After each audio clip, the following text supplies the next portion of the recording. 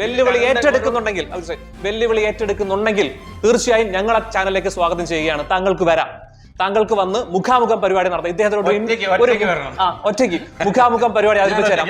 ഇദ്ദേഹം ചെയ്ത കള്ളത്തരത്തിന് തെളിവുകളുമായി വരികയാണെങ്കിൽ അദ്ദേഹം വെല്ലുവിളിച്ചിരിക്കുകയാണ്. 4 ചോദ്യങ്ങൾക്കാണ് ഉത്തരം പറഞ്ഞാൽ മാത്രം മതി. ഞാൻ ചോദിക്കുന്ന 4 കാര്യങ്ങൾക്കാണ് ഉത്തരം പറഞ്ഞാൽ മതി. മിസ്റ്റർ സാബു വർഗീസ്, ഒരു കാര്യം ചോദിക്കട്ടെ. ഞങ്ങൾ താങ്കളെ കുറിച്ചൊരു ഇന്റർവ്യൂ ചെയ്തു. ശരി, സമ്മതിച്ചു. താങ്കൾ നല്ല കാര്യങ്ങൾ ചെയ്യുന്നു എന്ന് അറിഞ്ഞുകൊണ്ട് തന്നെയാണ് ചെയ്തത്. അറിയാലോ അത്. ഇപ്പൊ ഞങ്ങൾക്ക് തന്നെ അത് പാരയായിരിക്കുക. എന്താ സംഭവം എന്ന് വെച്ചാൽ, താങ്കളൊരു സുഹൃത്ത് തന്നെ എറണാകുളത്ത് അറിയപ്പെടുന്ന, അത്യാവശ്യം മാധ്യമത്തിലൊക്കെ അറിയപ്പെടുന്ന ഒരാൾ, അയാളെ പേര് പറഞ്ഞ് അപമാനിക്കാൻ ഞാൻ തയ്യാറാവുന്നില്ല. അയാൾ സ്ഥിരം ഞങ്ങളെ വിളിച്ചുകൊണ്ടിരിക്കുകയാണ്. താങ്കളെ കുറിച്ച് എന്താണ് ഞങ്ങൾ ഇന്റർവ്യൂ ചെയ്തത്, അയാളെ വളർത്തുന്നത് എന്തിനാണ്, അയാൾ കള്ളനാന്നൊക്കെ പറഞ്ഞിട്ട്. എന്താണ് നിങ്ങളും അയാളും തമ്മിലുള്ള ബന്ധം, ശത്രുത? എന്താണ് ശത്രുത? മനസ്സിലാവുന്നില്ല. നിങ്ങളുടെ സുഹൃത്താന്നല്ലേ പറഞ്ഞേ? എനിക്കറിയാവുന്ന ഒരാള്, നമ്മുടെ സുഹൃത്തൊന്നും പറയുന്നില്ല, നമുക്ക് എനിക്കറിയാവുന്ന ഒരാളാണ്. സുഹൃത്താണ്. താങ്കളുടെ സുഹൃത്താണ്. എന്റെ സുഹൃത്തായ അയാൾ എന്നെ കുറിച്ച് മോശമായിട്ട് പറയുന്നത് അതാ എനിക്ക് മനസ്സിലാവാത്തത്. അയാൾക്ക് എന്നെ വിളിച്ചൂടെ? നിങ്ങൾ എന്തിനാ വിളിക്കുന്നത്? എന്നെ വിളിച്ചൂടെ അയാൾക്ക്? ഞങ്ങളെ കിടന്ന് ശല്യപ്പെടുത്തതല്ലേ? എന്താണ് പറയുന്നത്? നിങ്ങൾ വളരാൻ പാടില്ല, അല്ല നിങ്ങൾ വളർന്നു പോകുന്നു, താഴെ കിടക്കുന്ന ആളായിരുന്നു. പിന്നെ നമ്മളൊരു ഇന്റർവ്യൂ ചെയ്യുന്നതായിരുന്നു. പോലീസിനും കോടതിക്കും തീർക്കാൻ പറ്റാത്തത്, അതായത് പോലീസും കോടതി തീർക്കാൻ പറ്റാത്തതല്ല. പിന്നെ കൃത്യമായിട്ട് പറഞ്ഞിട്ടില്ല, തീർക്കാൻ പറ്റാത്ത വിഷയം അല്ല പറഞ്ഞിരിക്കുന്നത്. പിന്നെ പോലീസിനും കോടതിയിലും ഇടപെടുന്ന കേസുകൾ നമ്മൾ പുറത്തു നിന്ന് സംസാരിച്ച്, അതായത് അവിടുന്ന് കോടതിയിൽ നിന്ന് പൈസ കിട്ടാത്ത ചില കേസുകളുണ്ട്. ആ കേസുകൾ നമ്മൾ പുറത്ത് സംസാരിച്ചിട്ട് ആ വിഷയം പറഞ്ഞ് അവസാനിപ്പിക്കുന്നു, തീർപ്പാക്കാൻ ശ്രമിക്കുന്നു. ഇതാണല്ലോ നമ്മൾ ചെയ്യുന്നത്. പക്ഷെ ഇതിനെ വളച്ചൊടിച്ചുകൊണ്ട് ചില ആളുകൾ, താങ്കളുടെ സുഹൃത്ത്, ഞാൻ പേര് പറയുന്നില്ല, താങ്കൾക്ക് പറയാം ആരാന്നുള്ളത്. എന്താണ് നിങ്ങളുടെ വിഷയം പറയുന്നത്? ഞങ്ങളെ ചാനലിലേക്ക് വിളിച്ച് ശല്യപ്പെടുത്തുന്നു. താങ്കൾ കള്ളനാണെന്ന് പറഞ്ഞിട്ട്. എന്താണ് താങ്കൾ ആരാന്ന് ഞങ്ങൾക്ക് അറിയണം. ഞാൻ കള്ളനാണെന്ന് പറഞ്ഞിട്ടാണോ നിങ്ങളോട് വിളിച്ചല്ലിപ്പെടുത്തിക്കൊണ്ട്? നിങ്ങൾ എന്തിനാണ് ഇയാളെ കുറിച്ച് വീഡിയോ ചെയ്തെന്നാണ് ചോദിക്കുന്നത്? അതെ. അപ്പൊ ഇത് ഈ പറഞ്ഞ ആൾ ഒന്നില്ലെങ്കിൽ അയാൾ എന്നെ വിളിക്കണം, ഇല്ലെങ്കിൽ എന്റെ അടുത്ത് വരണം. ഞാനുമായിട്ട് ഇല്ലെങ്കിൽ വിഷയമുള്ള ഒരാളെ കൊണ്ട് വരണം. ഞാൻ ആരെങ്കിലും ഏതെങ്കിലും രീതിയിൽ ചീറ്റ് ചെയ്തിട്ടുണ്ടോ, പറ്റിച്ചിട്ടുണ്ടോ എന്നുള്ള കാര്യം ഇല്ല. താങ്കളുടെ മനസ്സിൽ ഇപ്പൊ ഒരു മുഖം വന്നിട്ടുണ്ട്. എനിക്കറിയാം കൃത്യമായി. അയാളെ കുറിച്ച് അയാൾ എന്തിനാണ് താങ്കൾ അയാൾ എന്താണെന്നുള്ളത് ബാബോയ കോടാലി എന്ന് ഞാൻ പറയാം. കാരണം അയാൾ എന്തിനാണ് ഇത് പറയുന്നത് അയാൾക്കറിയാം, എനിക്കും കൃത്യമായിട്ട് അറിയാം. അയാൾ ചില നേട്ടങ്ങൾക്ക് വേണ്ടിയിട്ട് എന്നെ എന്നല്ല പല ആളുകളെ പറയുന്നുണ്ട്. പല ആൾ മാർക്കറ്റിൽ, അതായത് പിന്നെ സമൂഹത്തിൽ മാന്യമായി നിൽക്കുന്ന ആളുകളെ കുറിച്ച് മോശമായി പറയുന്ന ഇതുപോലെയുള്ള കുറെ നാറുകളുണ്ട്.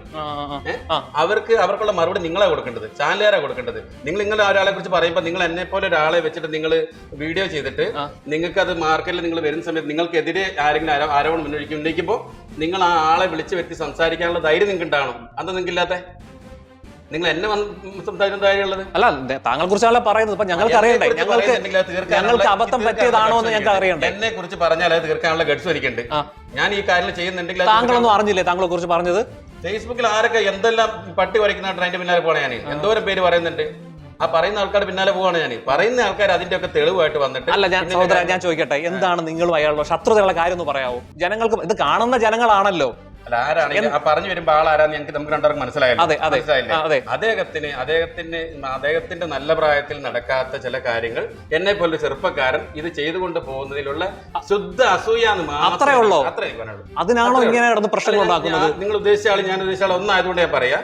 പേര് ഞാൻ പറയാൻ ഉദ്ദേശിക്കുന്നില്ല. അദ്ദേഹം ഈ പറഞ്ഞ പോലെ മാന്യ വ്യക്തിയാണ്, മാന്യനാണെന്ന് പറഞ്ഞുകൊണ്ട് നടക്കുന്ന മനുഷ്യൻ. പക്ഷെ ആ മാന്യതയ്ക്കുള്ളിലെ കപടത എന്താണെന്നുള്ള കൃത്യമായിട്ട് എനിക്കറിയാം. ഞാൻ ഇത് അതെന്താന്ന് ഇത് കേൾക്കുന്ന മനസ്സിലാവും. ആ കപടത ഞാൻ പുറത്തോട്ട് കൊണ്ടുവന്നാൽ എന്നെ കുറിച്ച് പറയുന്നതിന്റെ 4 ഇരട്ടിയായി മാറും. അപ്പൊ ഈ പറഞ്ഞാൽ ശരിയല്ല. ഞാനിപ്പോ ഒരു തെളിവടക്കമുണ്ട്. എങ്കിൽ പറയുന്ന ഒരു സാധനം ഇവര് പറഞ്ഞ എന്നെ കുറിച്ച് പറഞ്ഞ കുറെ കാര്യമുണ്ട്. തെളിവടക്കം എന്റെ കയ്യിലുണ്ട്, തെളിവുകൾ എന്റെ കയ്യിലുണ്ട്. അപ്പൊ ഞാൻ എന്തിനാ ചെയ്യുന്നത്? കാരണം അദ്ദേഹം ഒരുപാട് ഈ പറഞ്ഞ ആയ കാലത്ത് ഒരുപാട് സോഷ്യൽ സർവീസും സാമൂഹ്യ പ്രവർത്തനം നടത്തുന്ന മനുഷ്യനാണ്. നീ അങ്ങനെ തന്നെ പോയിക്കോട്ടെ. എന്റെ വഴിക്ക് വിട്ടെ. ഞാൻ പലവട്ടം പറഞ്ഞാൽ ഇയാൾക്കൊന്നും ചെയ്യാനോ ഒന്നും കാണിക്കാനോ പറയാനോ ഒന്നും സാധിക്കില്ല. സാബു വർഗീസ് പണം വാങ്ങി സെറ്റിൽമെന്റുകൾ ചെയ്യുന്നു എന്നാണ് ഇവർ പറയുന്നത്. ഇവര് കുറെ ചാനലുകാരെ വിട്ടു നോക്കി. ന്യൂസ് 8 വാർത്ത താങ്കളെ കുറിച്ച് വന്നു. പറഞ്ഞില്ലല്ലോ ചാനലിൽ വാർത്ത എന്നെ കുറിച്ച്. അപ്പൊ ഞാൻ പറഞ്ഞു, ഇത് നിങ്ങൾ ചാനലുകാരൊരു കാര്യം മനസ്സിലാക്കേണ്ടത്, ആരെ കുറിച്ച് പറയുമ്പോഴും അതിന്റെ അപവാദം എന്ന് പറയുമ്പോ തന്നെ അതിന്റെ അപവാദമാണ്.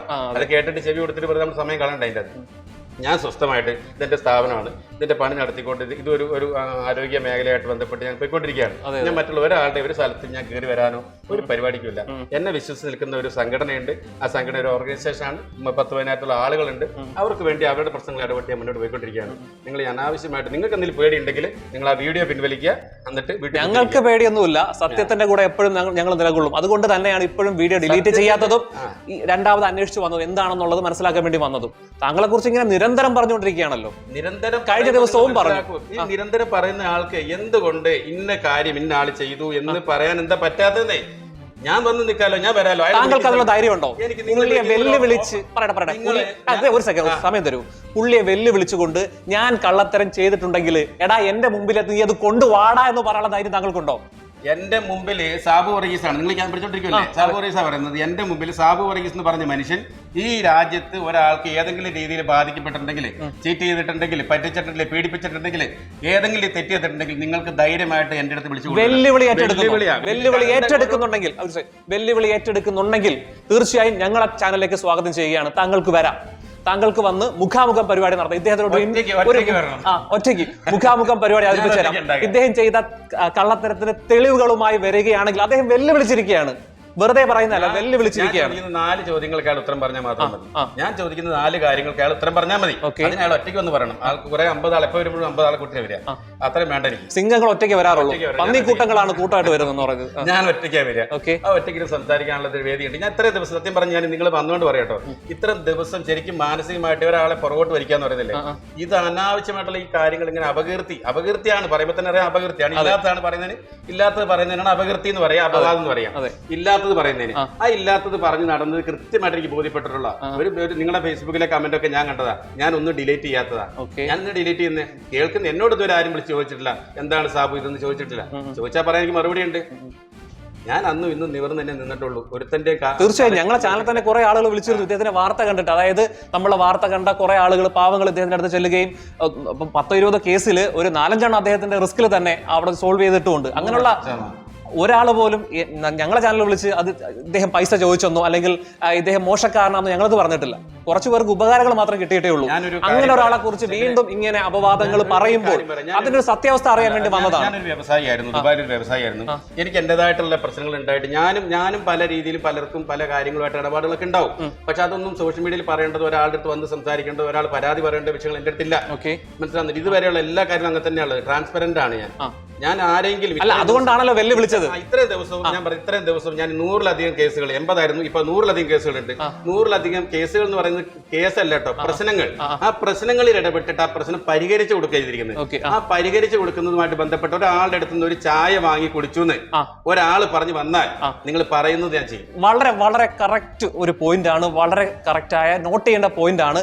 ആരെങ്കിലും ഒരാൾ ഇദ്ദേഹം സെറ്റിൽ ചെയ്ത പൈസ വാങ്ങിച്ച് സെറ്റിൽ ചെയ്തെന്ന് പറയുകയാണെങ്കിൽ അദ്ദേഹം വെല്ലുവിളിക്കുകയാണ്. മുമ്പിൽ ഞങ്ങളുടെ അടുത്ത് വന്ന് പറയാം, മീഡിയയിൽ വന്ന് പറയാം. അല്ല, ഞാനിപ്പോ നിങ്ങളുടെ ചാനലിൽ തുടങ്ങിയൊരു കാര്യമായതുകൊണ്ടും നിങ്ങളുടെ ചാനലിൽ നിന്ന് തന്നെ ഒരു വിഷയം വന്നെന്ന് പറഞ്ഞ് നിങ്ങൾ തന്നെ വന്നുകൊണ്ടാണ് പ്രതികരിച്ചത്. ഞാൻ ഒരുപാട് ചാനലുകൾ, ഞാൻ ഒരാൾക്ക് ഞാൻ ഇന്റർവ്യൂ കൊടുക്കുന്നില്ല, കൊടുക്കാൻ മാത്രമുള്ള സെലിബ്രിറ്റി ഒന്നുമല്ല. എന്നെ വെറുതെ വലുതാക്കരുതെന്ന് പറയാറുള്ളൂ. എന്നെ വെറുതെ ഞാൻ ആരും അറിയാതെ ജീവിച്ചില്ല. എന്നെ ഇപ്പൊ താങ്കൾ സെലിബ്രിറ്റിയാണ്. പല എറണാകുളത്ത് താങ്കൾ ഇപ്പൊ സെലിബ്രിറ്റിയാണ്. ആയിക്കോട്ടെ, എനിക്ക് ആകണം. സ്ഥാപനം ഒന്ന് വന്നോട്ടെ. തീർച്ചയായും. അപ്പൊ ഇത് നിങ്ങൾ പറയുന്നത് ആരോഗ്യ മേഖലയിലായിട്ട് ബന്ധപ്പെട്ടൊരു സ്ഥാപനമാണ് ലൈഫ് ചേഞ്ച് ഫിറ്റ്നസ് എന്ന് പറഞ്ഞിട്ട് പാലാരിവട്ടത്ത്. ഇനിയുള്ള കാര്യങ്ങൾ നമുക്ക് ഇവിടെ സംസാരിക്കും. ഞാൻ ഇവിടെ ഉണ്ടാവും. ഇനി നിങ്ങൾ എപ്പോ വന്നാൽ ഞാൻ ഇവിടെ ഉണ്ടാവും കേട്ടോ. പുള്ളി വന്നാലും നമുക്ക് പുള്ളി പറയുന്ന സ്ഥലത്ത് നമുക്ക് ഇരിക്കാം. പുള്ളി എന്ന് പറയുന്ന ആളില്ലേ, അയാൾ പറയുന്നിടത്ത് നമുക്ക് ഞാൻ വരാം.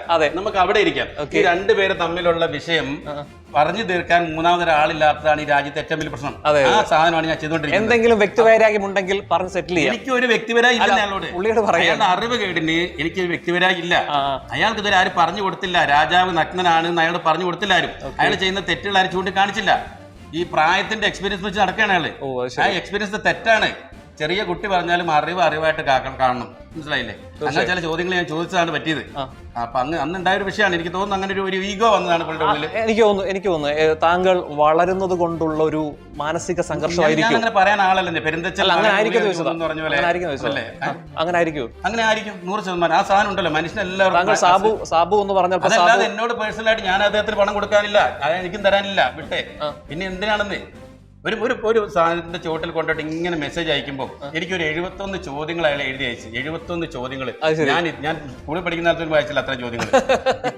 ഇന്നെ ക്വസ്റ്റ്യൻ, താൻ ഇന്നതായിരുന്നു, താൻ അതായിരുന്നു, ഇതായിരുന്നു. എന്റെ A to Z സ്റ്റോറിയും അയാൾക്ക് അറിയാം 4-5 വർഷമായിട്ട്. പിന്നെ അങ്ങനത്തെ ഒരു കഥയുടെ ആവശ്യമില്ലല്ലോ. ആളുകളെ തെറ്റിദ്ധരിപ്പിക്കുന്നത് എന്തിനാ? ഒരു നുണ 10 പ്രാവശ്യം പറയുമ്പോൾ സത്യമാവും. അതെ, ഒരു നുണ 10 പ്രാവശ്യം പറഞ്ഞാൽ സത്യമാവും. അപ്പൊ ഈ കേൾക്കുന്ന ആളുകളെ മുഴുവൻ എനിക്കിത് വിശ്വസിപ്പിക്കാൻ പ്രയാസമായതുകൊണ്ടാണ് നിങ്ങളിപ്പോ ഈ സംസാരിച്ചപ്പോ ഈ ചാനലിലൂടെ തന്നെ ഞാൻ മറുപടി പറഞ്ഞത്. എന്നോട് പറയാൻ ധൈര്യമുള്ളവൻ എന്റെ അടുത്ത് വന്ന് പറയാനുള്ള ധൈര്യം ഉണ്ടാവണം. ഇല്ലെങ്കിൽ ഞാൻ അവിടെ വരാം. അതാണ് പോയിന്റ്. പറയുന്നിടത്ത് ഞാൻ ചെല്ലാം. അതാണ് പോയിന്റ്. ഇത്രയും വെല്ലുവിളികൾ പോരായോ? നിങ്ങൾക്ക് ഈ നമ്മുടെ വീട്ടിലിരുന്നു കൊണ്ട് ഫേസ്ബുക്കിലൂടെയും മൊബൈലിലൂടെയും ഈ അപരാധങ്ങൾ പറഞ്ഞുണ്ടാക്കാൻ നേരിട്ട് വരൂ. ഇദ്ദേഹം ഇവിടെ തന്നെ ഉണ്ട്, വന്ന് ചോദിക്കാം. എന്താണ് നിങ്ങൾ ചെയ്ത തെറ്റെന്ന് ചോദിക്കാം. ഞാൻ റെഡിയാണ്. നിങ്ങൾ വിളിച്ച വേറെ വിശേഷമൊന്നുമില്ലല്ലോ? ഒന്നുമില്ല, തീർച്ചയായും വളരെ പ്രതികരിച്ചു. Thank you.